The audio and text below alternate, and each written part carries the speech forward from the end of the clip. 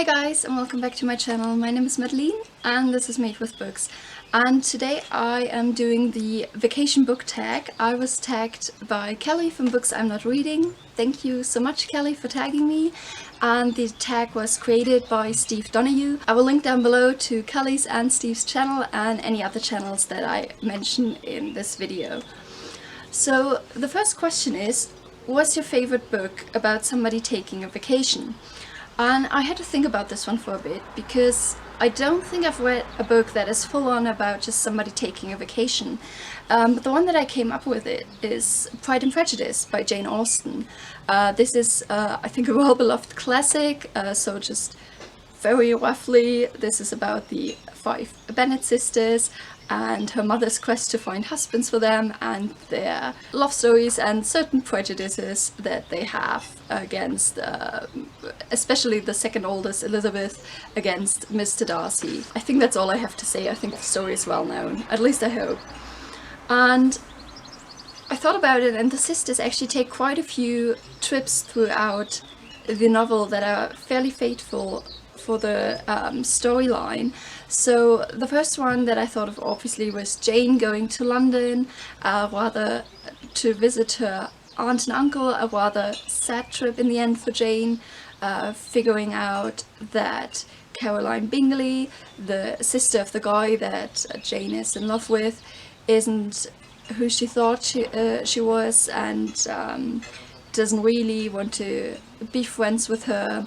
So that was a sad trip. And then we have Elizabeth taking a rather eye-opening trip when she visits her newly married friend Charlotte Lucas and encounters Mr. Darcy, who has taken a liking to her but reveals to her some truth about what he did to her older sister. So that is a rather fateful trip as well. And then you obviously have the trip of the youngest sister, Lydia, that is rather life-changing when she goes and accompanies a friend and runs off to, well, I'm not going to say what happens in case you haven't read this one. And then we have Elizabeth again visiting Derbyshire and again stumbling upon Mr. Darcy, and really rather this trip changes her view of him again. So I think this one is quite a good example, and I just realized that the book was in the shadow the whole time. I should probably hold it here. The sun keeps changing. Question number 2 is, do you read travel writing, and if so, favorites? Now this, I don't read that much travel writing, to be honest, which is kind of weird because I love traveling. One that I have read this year is Yoga for People Who Can't Be Bothered to Do It by Geoff Dyer. These are travel essays. I can't say that I love these. They are enjoyable to a certain extent. He has a certain wit and humor, but he's also a bit of an ass, and he doesn't hide that in his writing, which I guess kudos to him, but at the same time I just really didn't like him as a person. The other travel writing that I read, and I don't have the book with me because I lent it out, is Sovietistan by Erika, Fatland, a Norwegian author. But I do have her new book, Die Grenze. The English title will be The Border, and it will come out in October 2020 in English. The German translation is already available, and it has been translated by Ulrich Sonnenberg. And her first book, Sovietistan, is about the states that used to be part of the Soviet Union but have become independent states. So Turkmenistan, Tajikistan, Kyrgyzstan, and I'm missing one. Did I mention Uzbekistan? I think I did. Kazakhstan. I hope I got them all.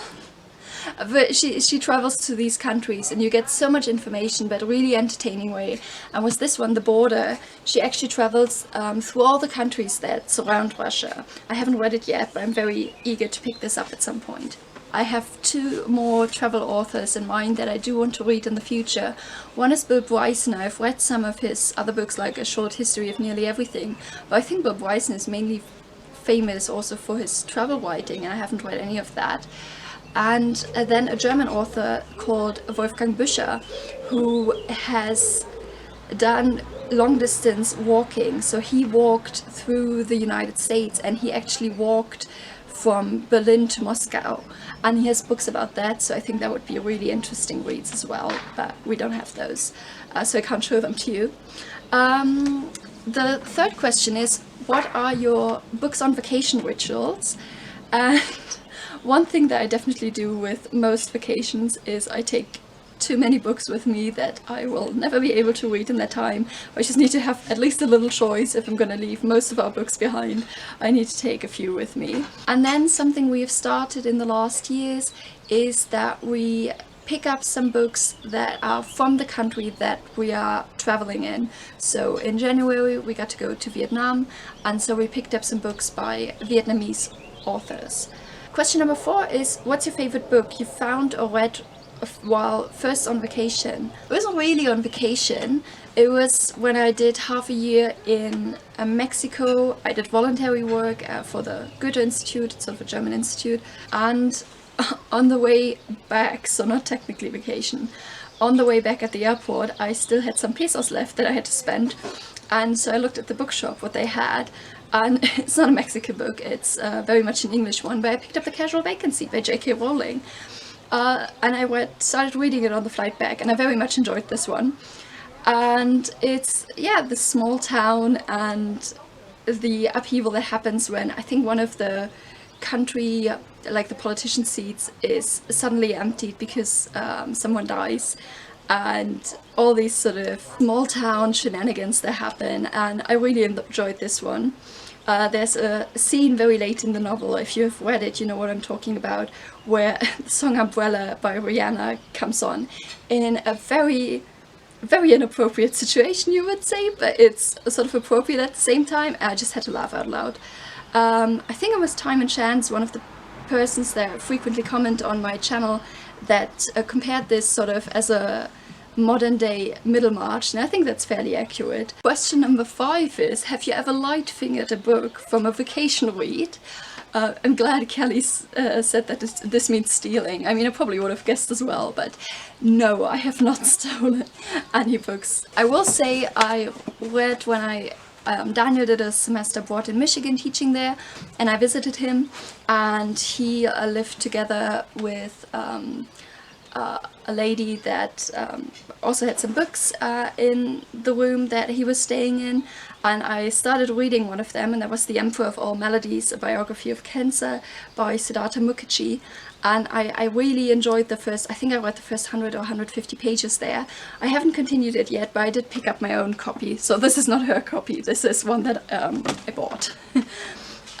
So yeah, well, enjoyed with the regards to biography of cancer might be the wrong word, but you know what I mean. It was a very interesting read, so I definitely do want to read this at some point. Question number 6 is, some of your favorite books set in exotic locales. I guess the term exotic is a bit iffy, I don't know, but so I would define it as somewhere different from where I live. So place that would be very different from where I live would be any kind of island. So the books that I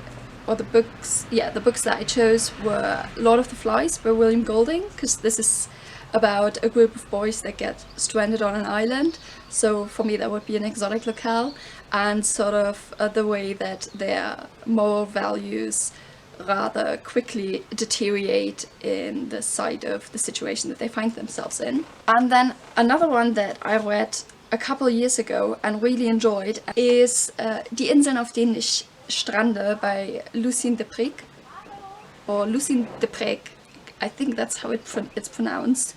I tried to look it up. It's actually a German author, but with a Flemish background, so that's why the last name doesn't sound German. So this is sadly not available in English, but is available in German and in Czech if you are interested in it. And the title, if you translate it, means The Islands on Which I Get Stranded. And it's just all these different short stories that, yeah, just people are on small islands, and I just really enjoyed that one. I really liked the stories, and the illustrations were beautiful. The 7th question is a bit more of a serious note. Do you think the coronavirus will kill us all? Obviously no, it won't kill us all. Lots of people, thank goodness, have recovered, are healthy again. But yeah, lots of people are dying. I have no idea how many it's gonna be by the time this video goes up. Try to be safe, try to be healthy.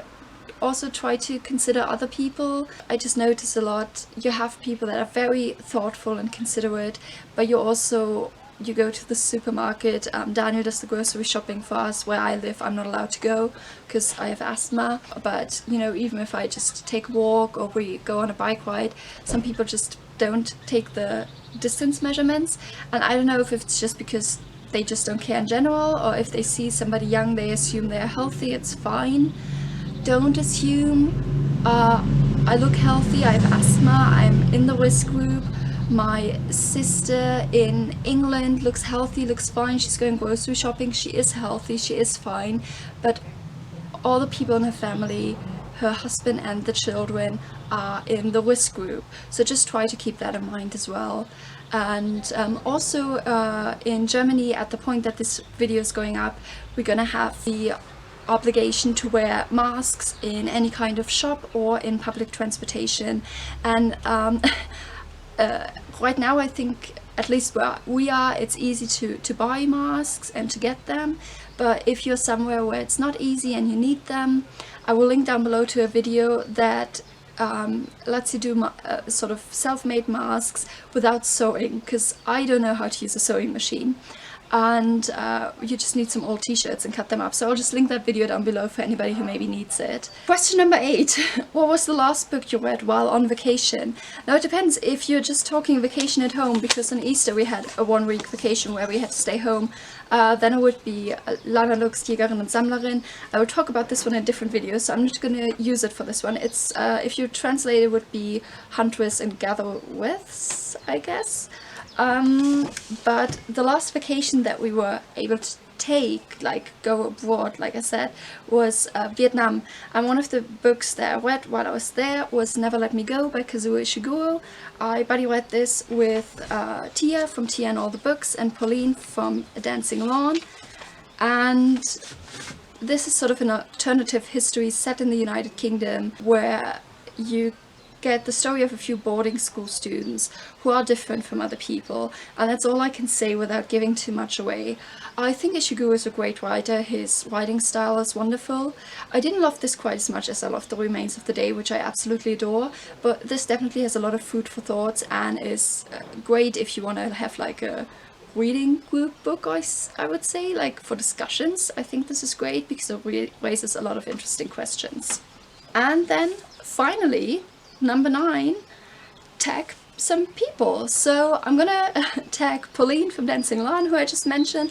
I'm gonna tag Shannon from That's So Poe, Summer Dawn, and Lukash from Totally Pretentious. At the time that I'm filming this, none of them have done the tag. With the leap year book tag, I kind of was really bad at checking before, and I tagged a bunch of people who had already done the tag, so sorry about that. So yeah. And yeah, I don't know, do you guys have any favorite vacation reads? How are you spending your time if you have a stay-at-home vacation right now? Let me know in the comments down below. We've been sort of like doing a little bit of planting on our terrace. We have installed a bee hotel that has already had some visitors. I will add some footage. I'm trying to grow some vegetables for the very first time. It's looking good so far. So we'll insert a little clip from our bee hotel and from the vegetable growing at the end of this video. Bye guys, and thank you so much for watching. Bye!